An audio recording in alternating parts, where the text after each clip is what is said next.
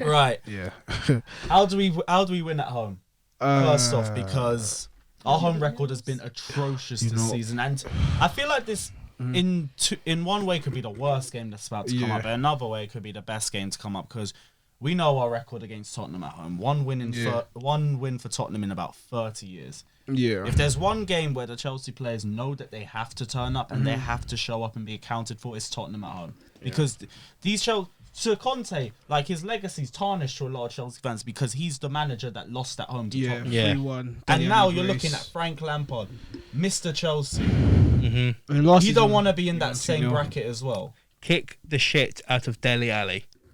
I'm down for that. That is pretty much the only way you're going to beat Spurs and stop the whole attacking threat in a whole. Here's the thing, because Son's out, Kane's out.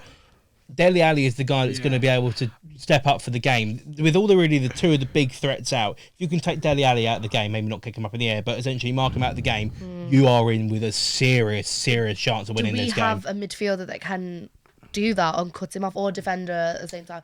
Rudiger. There you go. He is the main. That's a big thing. Kovacic and Ali don't get on either. You saw the last game. Oh, exactly. But again, if you have Rudiger that's able to keep him at bay for a bit. Is he going to play up front? Is he going to play as a false nine, Ali? There's a big potential for it. If Rudiger can keep an eye or essentially follow him for a large chunk of the game, if Dele Alli gets the ball and he has nowhere to go because Rudiger's defending as well as I know he can, Kovacic nicks in and gets the ball off him, and you're away. And that's going to be the way you can win this game because their defensive line for Spurs is not great. Yeah, it's been very dodgy all season. Their goalkeeper, obviously, they're aging. Lloris is still coming back. They got very not experienced fullbacks, they've kind of loaned out Danny Rose to Newcastle. Ben Davies is not great, let's be real. Kyle Walker-Peters, I think he's loaned out, right? I think he's been loaned out. Yeah, they've he's got, not great. Who's the other guy? Aurier is a reckless clown, let's be real. No, Aurier's stepped up a little bit. He stepped up, but he's reckless. He's reckless. Like, let's be real. If he's really amped up for this game, he's gonna get a red card. Let's be real. He's gonna That's what I'm saying now. We don't really have a reckless defender as in David. We've got rid of David Luiz. I know the Arsenal fans think. I think Rudiger's reckless as well. I'll tell you, he gets distracted. I think he gets very easily distracted. I don't know what it is about him, but he seems to get a bit distracted sometimes. But I don't think we have a really reckless that will make very rash challenges for no reason. I don't think we have a defender like that. Apart from we have shaky defenders like Zuma. Yeah, they seem a bit off on the ball sometimes, but I don't think we have that really rash one that will make those challenges on players like Dele Alli and other midfielders. I don't think that will.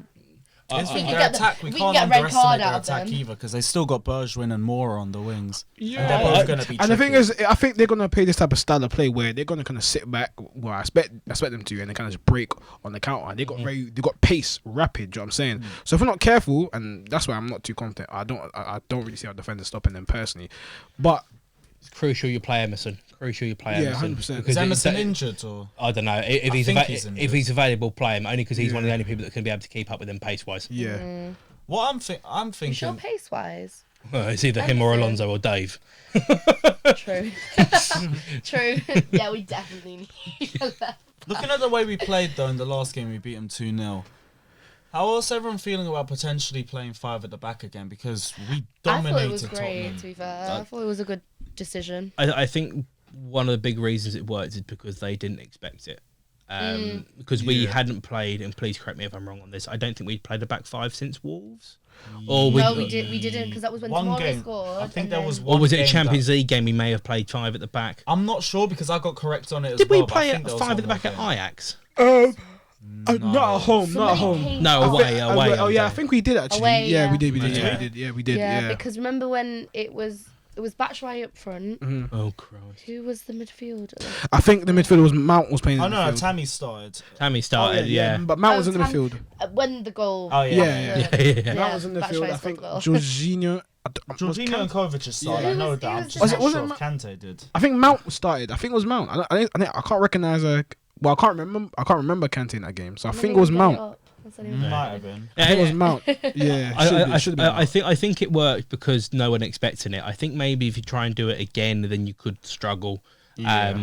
Especially how we've got it's all mind games. No time it's like, will we do it? Will we not do it? And then Mourinho will be like, will they do it? Mourinho is the best in the world at mind games, regardless of what anyone says. It's going to be a big ask to beat him in mind games. He'll announce loads of people are injured. He'll announce players aren't playing. He'll announce whatever. But then suddenly they'll be on the pitch, and you'll be like, oh shit, what we do now? Son's not actually broken his wrist.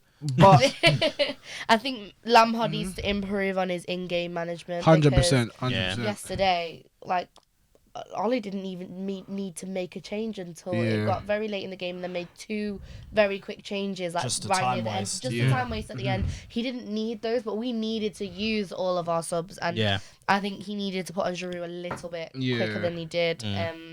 I think I'm thinking for Saturday, Giroud needs to start. He has to start. Against Tottenham, I mean, he's been in Northern derbies. He's had that experience against.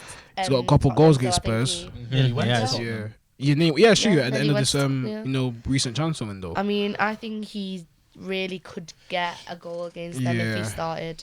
I think they should put a lot of trust in him for this weekend. But that's why he's dead food. Yeah. Straight up. Here's the thing with Giroud. You know what his limitations are. You know what his strengths are. So you're not really going to get tricked by Giroud. If you have a poor game, it's because maybe he's a bit too isolated, or maybe the system hasn't suited him. And again, I think another reason why he needs to play is because for me, one of his best assets is his link up play and holding up the ball. Literally. And I think he can bring those attacking players together and make our play more intricate and just really kind of provide creativity. He brings the ball down and finds one of the wings, and bring the best out of nice touch and play on the wings. Nice touch and play out the nice touch and play. And then team morale as well, because if you notice that after the goal, he was straight up like, "Let's go, guys!" Back to the like when he gets a goal, he's very pumped up. Before it was cancelled by VAR, he was very like pumped up. Come on, let's get back in the game. Stay composed. It's more motivational if you have faith in your striker. Like, I'm gonna use Alvaro Morata as an example. Morata was complaining like Chelsea players weren't started to become less confident in passing the ball in situations. It was the same thing for Torres. What do you expect when you're constantly offside? And that's the reason. But that's the reason why. If you don't have any belief or any faith in your attacker, you're not really going to give him the ball, are you? You're going to look for other options. You look at Olivier Giroud and the way he came into the game. The first thing he did, he started getting stuck in, started getting into his 50-50, started challenging defenders. Michy Batshuayi on that pitch, and I'm not even here talking about the pass, about the missed chance or anything. 50-50s, he got dragged around the pitch. Dragged around the pitch. Passes were awful. Right, ball retention, awful. Pressing, awful. Genuine 0 out of 10 performance in the first half. And I actually thought it was like Morata against Arsenal. Yeah. It literally was. Everything did not go out well for him. It went as worse as it possibly could have. He had about 2 good passes. Nothing else. You could even make a saying that Igalo looked more threatening to get a goal. Carlo was only on the pitch for like 3 minutes. Yeah, but he had that chance where it was on target. Actually, I remember that. That's what I'm saying. All of our shots were just off target. Or like, how big were the spaces between the goal and the ball at times? Like, just going off, and you're just like. I think we only had 1 or 2 shots on target. Something like that. Yeah. I think I remember 3. Only the 2 goals cancelled out. Yeah. We had the free kick from Mount. I think there was another shot from Mount that hit the other side of the post, and. What was the other one? Must have been the 2 goals that we got. Did Mount's free kick get saved, or did it hit the post? I thought it hit the post and like De Gea's hand was in the middle, and that's why it got caught. But I don't know. Yeah, I couldn't see it from where I was. Very, very close. Like, we were behind the goal. Almost inch perfect. Yeah, very, very close. So that's why I think Mount is like out of the whole squad.